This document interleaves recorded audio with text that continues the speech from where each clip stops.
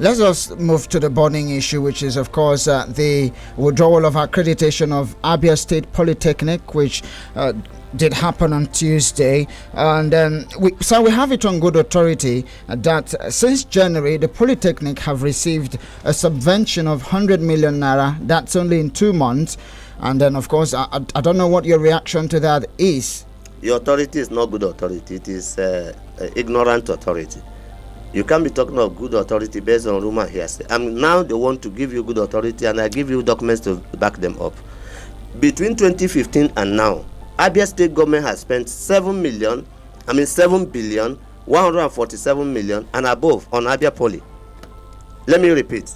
Between 2015, specifically between 2015 and now, over a period of about 7-8 months of the lifespan of Governor Okezi Bazo's administration. Of course, we know how visionary and education-friendly this governor is. Between 2015 and now, a total of over 7 billion 147 million has been remitted to Abia Poly. So this does not include monies they have collected as school fees, caution fees, sundry levies, and other internally generated revenue, which that school, the management and board, expend without any recourse to the state. The 1 naira of their school fee does not enter the state account. 1 naira of their caution fee does not enter the state account.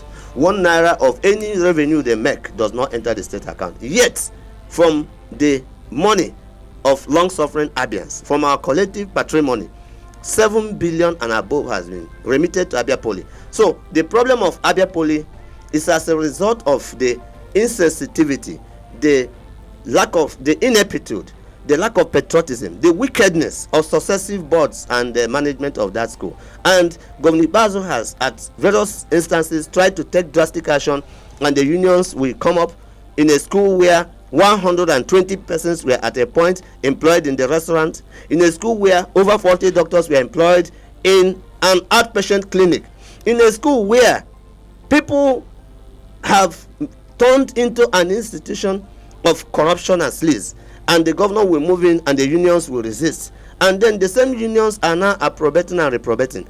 It is very, very shocking, very embarrassing that some people will want to weave this narrative and spin it out of context and begin to blame the governor. The problem of Abia Poly is not lack of government attention. If you divide, listen, don't be in a hurry. If you divide 7.1 billion and above by 78 weeks of 78 months of Governor Ibazo's administration, that is 92 billion per month on the average. Now listen, the law setting up Abia Poly, I want you to get the context. The law setting up Abia Poly specify that the state is to give that polytechnic 50 million every month as subvention. 50 million. Local governments are supposed to give 40 You're actually million. still corroborating what I asked earlier on. The question was, from January to now, it's 7 months, we are hearing that it's been only 50 million. That's a piece for 2 months that has been given to a subvention to the Polytechnic. And I would allow you to roll. But then sometimes, when you use the word corroborate, what do you mean by corroborating what you have said? You mentioned 50 million naira. You didn't even listen to the context. I just mentioned 50 million, took it out of context. I said, and listen very carefully, please. Get the explanation. Because not just about you, it's about the listening public. For Abians, please listen. The obligation of Abia state government monthly, every month, to Abia Poly from the state government coffers is 50 million. That of local government is 40 million. So every month, both the state and local government combined are supposed to remit 90 million naira to Abia Poly. And I said that the state government has, between the time Governor Bazo started and now, constantly remitted 92 million every month on the average to Abia Poly. That from our purse, your purse, the purse of Abians, 7.1 billion and above has gone into Abia Polytechnic, which means that the state government is not owing Abia Poly. The local governments are not owing Abia Poly in terms of what they should remit. And that in addition to these monies that have been faithfully remitted, and I have the record, I want to show you here, the record with the dates and time and the banks through which these monies went to Abia Poly, that in addition to all of these monies which have been faithfully remitted, that the school does not in any way account to government what they make in terms of school fees and the rest. So what I'm saying is that Abia Poly problem is self-inflicted, and that the boards, that is why you saw that we have sacked the board, we have sacked the management, and we're going to set up an inquiry to bring everybody to book who is causing this embarrassment to the people of Abia State. We cannot allow unpatriotic individuals to cause embarrassment to the state and turn around to attack the governor. Enough have of still that. not answered the question. From January to now, how many subventions, that's in terms of the months, how many have been remitted or have been given to the Polytechnic? And then let me shock you now. The school population used to be around 22,000. We are hearing that it has dropped to 6,000 now for HND and OND. And when you look at their average school fees, which stands around 56,000, you try to do the calculation in terms of the 6,000 naira, it's going to be around 336 million naira. And then adding to the 100 million naira I told you, which in subvention was given to the Polytechnic, it means that giving how much they expend, which that in terms of offsetting the debts there, stands around 108 to 110 million naira per session. There is still a deficit yet to be met. And I'm asking, since January to now, sir, how much or what's the subvention like? Has it been dutifully given to them from January to now? That's on one part. And you mentioned ineptitude, self-inflicted. Does the government expect them to generate their own fund? And how do they expect that to happen given the reduced or declining number of students in the institution? Okay. Can you react to this one? You saw how I quietly listened to your question. I would definitely listen when you react to these yes, I'm going to react to them empirically, but I want you to listen to them as I take them one by one. Okay. And remove your preconceived ideas and mindset. Now listen very carefully.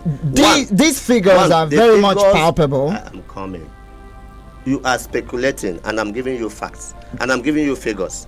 And I'm a lawyer. We don't base law on rumor and hearsay. We base them on records and facts. But these are what the figures are. I'm coming. The figures that you brought from where? Can you tell me the source of your figures? Go ahead, react to the question. You are not competent to bandy figures about. I'm telling you that I have bank records, I have remittances, I have dates, and I have time. And I'm telling you, and I'm putting it to you and to anybody, and I challenge anybody from Abia Poly management to come here and sit with me with his own records that is at variance with what I'm giving to the public. You are yet to react at this very point. Can you stop interjecting and get the point? Go ahead and react. The point is simple, please. Because what I want you people to always do is, I'm a journalist, trained journalist, and we hear all the sides all the time. We don't come into journalism with preconceived ideas. One, Abia State Polytechnic, between 2015 and now, 78 months, have received 7,147 million and above from Abia State government coffers. On the average, from 2015 till now, which is about 78 months of Ibazo's administration, that if you divide that, it means that we have constantly remitted an average of 92 million naira monthly to Abia Poly.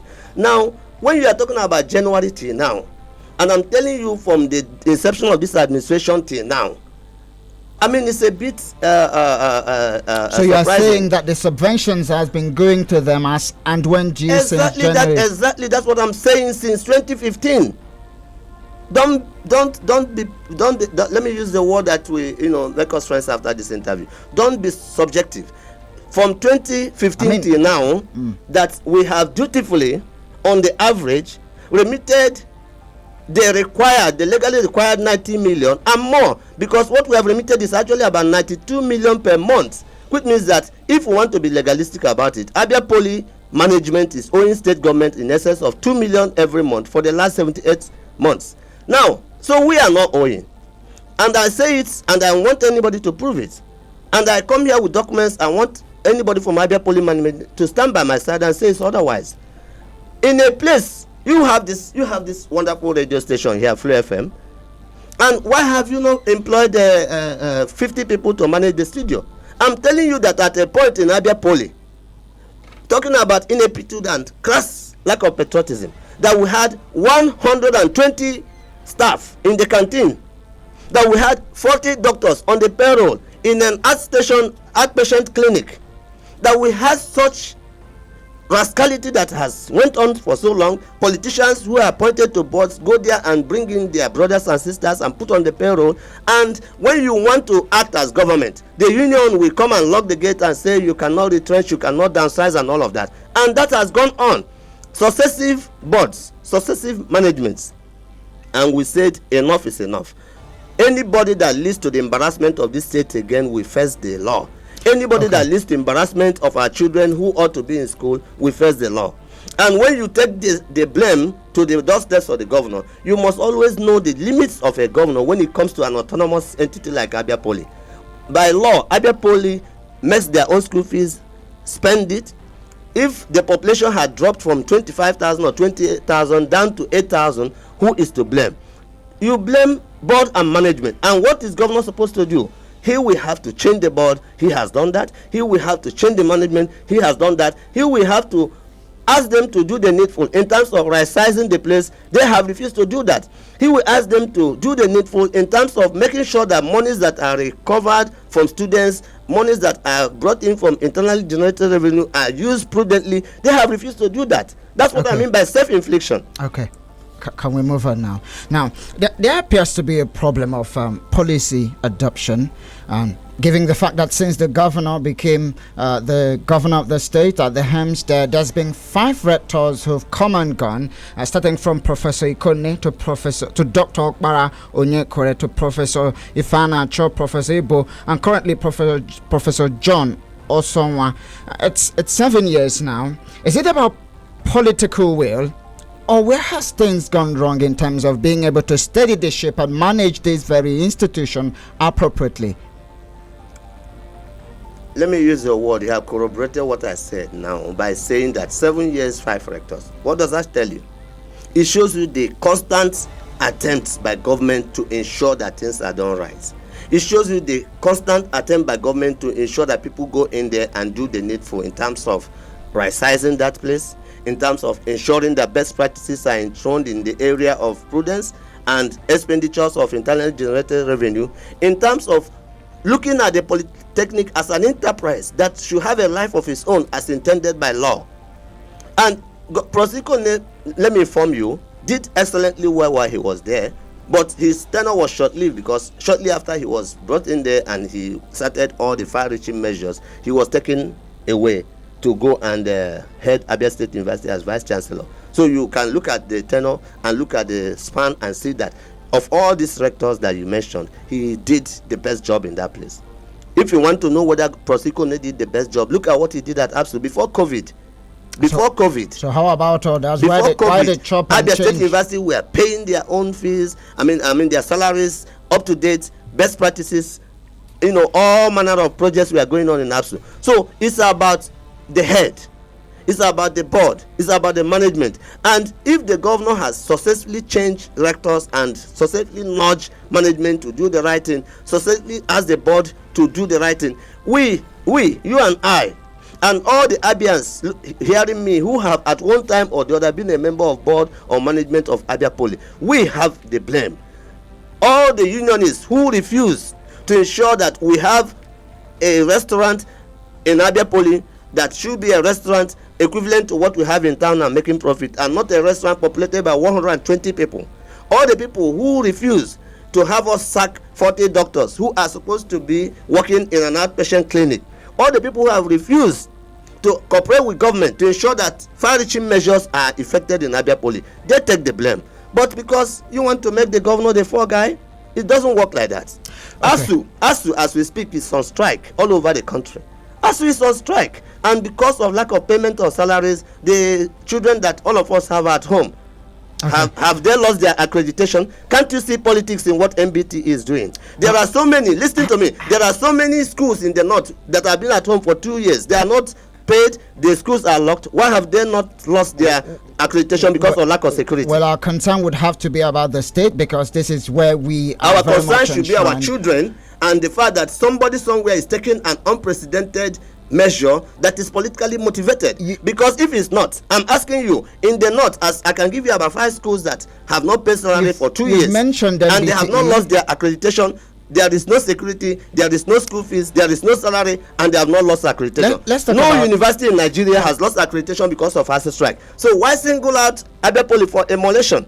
Let's talk about MBT. You mentioned that's the National Board for Technical Education. Upon the announcement of the De-Accreditation of the Polytechnic, the spokesperson of that very board, being Fatima Abubakar, mentioned the fact that on a couple of occasions they've written to the government of the day, telling them, as well, bringing to their attention the caveat, the consequences of refusing to pay the salaries of their staff.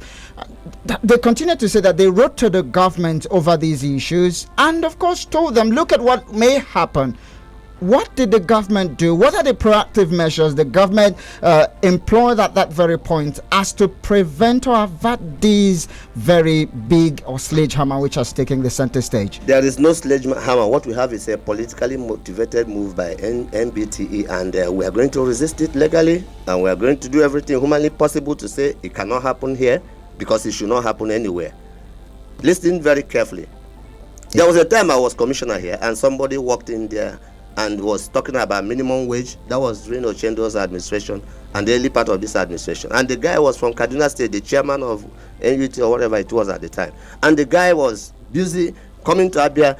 You must pay minimum wage of 28,000. You must do this, you must do that. I said, sorry sir, where are you from? He said, it's from Kaduna State. I googled and sent to him and said, your state is paying minimum wage of 16,000.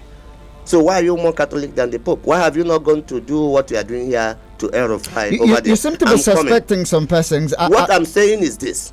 When we as Abians, because when you want to cure an eye problem, you don't prepare your ointment with pepper.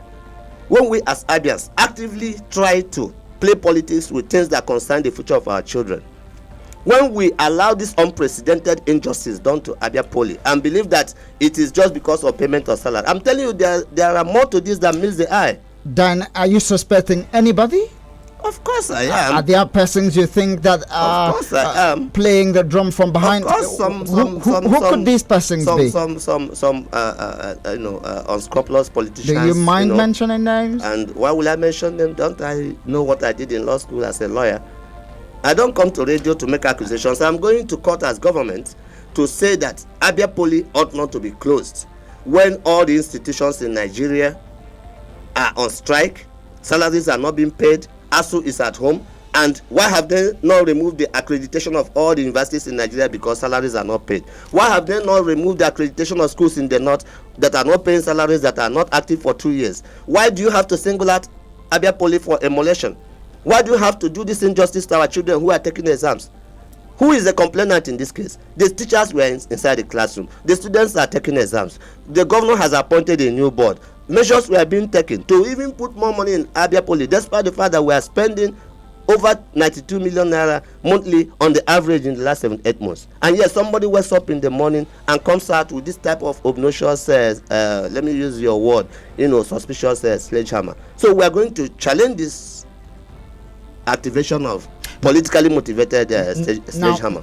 Finally, before I let you go, we know that the government has created a 6-man task force to ensure that very accreditation is restored in 30 days. What are they going to be doing? What is their job? Before I let you go. Yeah, Governor Ipazu is a father. He is a caring father. Is an education-friendly governor.